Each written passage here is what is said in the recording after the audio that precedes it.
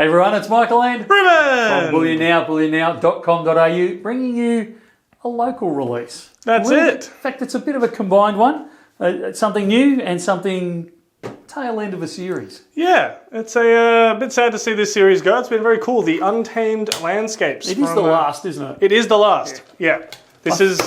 This is one of those rare instances where they said from the get-go, this is what's in the series, this is the start, this is the finish. So we can definitely say, yeah, this is all done. Unless they pull a Royal Mint and hit us with a completer or something like that. I'm still mixed emotion over this one. Whether we should see all the designs right from the get-go, or whether it's, you kind of have the Christmas Day as you're going along and, kind of, oh wow, what's the next design going to be like and all that sort of stuff. I kind of like both. Might need to start a battle in the comments as to, if you like seeing the start of a series, start and finish all at the get-go, or if you did like Perth Mint do with their Lunar and it's kind of a big, oh, what is it, every single year. So this one, the final in the series, is the Sailfish, which as a keen ex-fisherman, unfortunately I don't have time to do it anymore, I was pretty keen on seeing in real life. And I actually quite like this one. So you've got the sailfin in there. Sorry, the sailfish, not the sailfin. Leaping out of the water there. But even down to the detail in the design there, you've got the churn of the water as it's leaving. We've got these radials in the background that we're used to with this Untamed Landscape series, Australia and the Southern Cross, and New Zealand hiding off to the side there. And this is the blister pack version. So you can get the just straight BU coin just by itself in a packet. Yep. Or the blister pack version, which I think is cool. It's like if you really like the design of the series and you want to have that little bit of pop of colour and packaging with it, you can. Or a display one. You can do it like this. So you can get them in the capsule. They come in rolls like that, shrink wrapped rolls. But into the capsule, we actually didn't show the obverse, did we? So with King Charles there and bit of a burst. Yeah, so you can get them in the capsule, or you can get them in the blister pack. So a good series there, ABC. Certainly well received by the community, and I think you did a top-notch job on them. It was really good. The other release that ABC have just done for us is what they're terming the Southern Cross.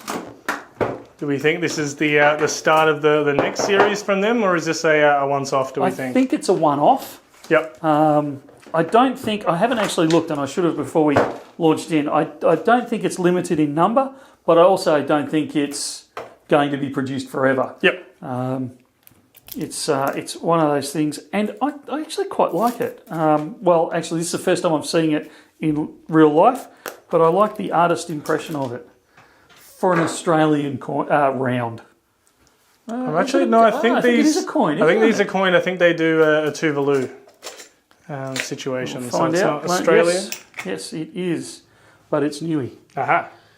So you've got this very coat of arms-ish production there with the kangaroo and the emu going face to face with obviously the stars in the background, but the Southern Cross there being highlighted, and then a landscape scene down the bottom there, which is that stereotypical Australiana postcard kind of view, if you like. So beautiful coin on that side, well designed, and then you've got this, and I quite like this, the way they've done the matted finish around the outside, and then they've done the shiny finish on the inside, and then they've finished King Charles in that matte finish. And I actually think that between the two, it actually brings the design out quite well. And then they've got this. It's got a term, Matt will tell us. It's got this pimple finish is on this on the outer circle in the background, which I think looks good. It's a good coin, a good production by ABC, that one, I think.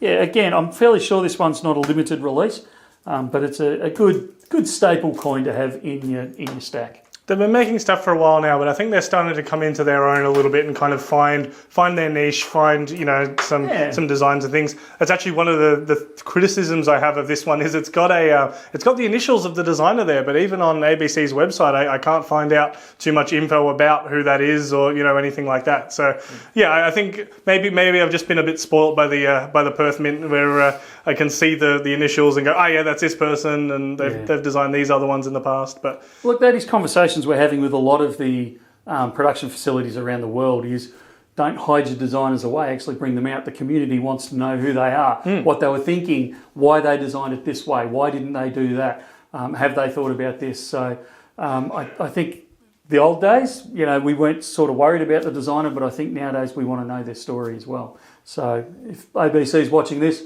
a big tip there would be to actually let's see the designer, let's talk to the designer and find out what they're thinking. I think that's it. I think that's it. Thank you very much, Michael. We'll see what series and whatnot they come out with in the future. But yeah, until then, we'll see you in the next video. Sounds good. See you soon.